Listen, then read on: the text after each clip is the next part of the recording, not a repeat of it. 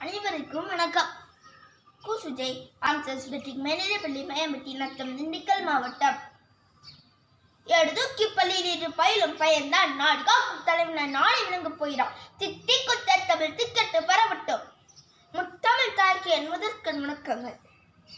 எதிர்கால பேக்குளத்தில் நீச்சல் போட்டு நித்தம் நான் பேசிட எழுதிட பேதவை புரிந்திட ஆசிரியர் பெருமக்களே, நண்பனே, மாணவ செல்வங்களே, ஆண்டோர்களை சான்றோர்களே, போன்றோர்களே, வஞ்சகம் வானகம் என்னை வாழ வைத்த தமிழகமே, உங்கள் அனைவருக்கும் என் முதற்கண் வழக்குகளை தெரிவித்து தலைப்பிற்கு நுழைகிற தாறுகள் தங்கள் காதுகளை பாட்டுக்கோர் புலவர் பாரதியாரை பற்றி எனக்கு தெரிந்த கருத்துக்களை பகிர்ந்து கொள்ள வந்துள்ளேன். சுப்பிரமணிய பாரதியார் ஒரு தமிழ் கவிஞர். இந்திய சுதந்திர போராட்ட காலத்தில் தெரிவிக்கும் விடுதலை போர் கவிதைகள் வாயிலாக மக்களின் மனதில் விடுதலை உணர்வை ஊட்டியவர். இவர் ஒரு கவிஞர் மட்டுமல்லாமல் எழுத்தாளர், பத்திரிகை ஆசிரியர்.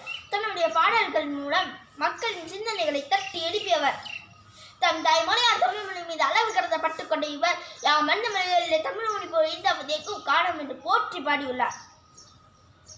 ஆங்கிலேய கல்விகள் பாரதத்தை சுற்றி வட்டமிட்டுக் கொண்டிருந்த போது தனது பாட்டால் துரத்தி எடுத்தவர்.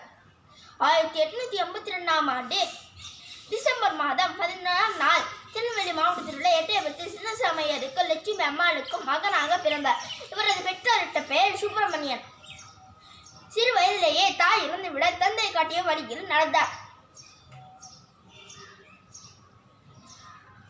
சிறு வயதிலேயே பாரதியாருக்கு தமிழ் மொழி மீது சிறந்த பற்றும் புலமையும் இருந்தது. 7 வயதில் கவிதைகள் எல்லாம் தொடங்கினார். தனது 2ஆம் வயதில் கவிப்பாடும் ஆற்றலை வெளிப்படுத்திய பாரதியாரை பாராட்டிய எட்டயபுரம் மன்னர் இவருக்கு பாரதி என்ற பட்டத்தை வழங்கினார். அன்று முதல் இவர் சுப்பிரமணிய பாரதியார் என்று அழைக்கப்பட்டார். 1897ஆம் ஆண்டு ஜூன் மாதம் 15ஆம் தேதி பாரதியாருக்கு அவரது வாழ்நாளில் மறக்க முடியாத நாளாக மாறியது. 15 வயதில் பாரதிக்கு 7 வயது சிறுமி செல்லாமலாவோட பாலியல் திருமணம் நடந்தது. இனி இதுபோல தவறுகள் நடக்கவே கூடாது என்று அப்போதே கருதிவிட்டார். பின்னாடி தன் கவிதைகள் மூலம் பாலியல் திருமணத்திற்கு எதிராக நீட்டவர் பாரதியார். 16 வயதில் தந்தை இறந்துவிட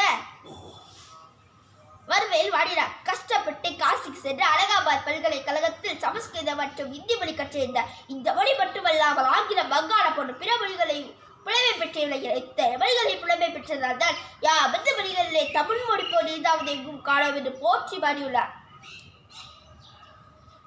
பாரதியார் இந்திய சுதந்திர போராட்டத்தில் தீவிரமாக ஈடுபட தொடங்கினார்.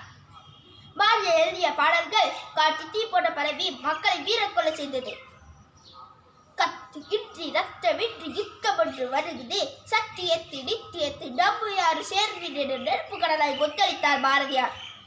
அச்சமில்லை அச்சமில்லை அச்சமென்பதில்லையே, உச்சி மீது வானிடிந்து வீழுகின்ற போதிலும் அச்சமில்லை அச்சமில்லை அச்சமென்பதில்லையே என்று ஆங்கிலேயருக்கு பயந்து கிடந்தவரை கூட தட்டி எழுப்பி ஆங்கிலேயருக்கு எதிராக நிற்க தூண்டியது.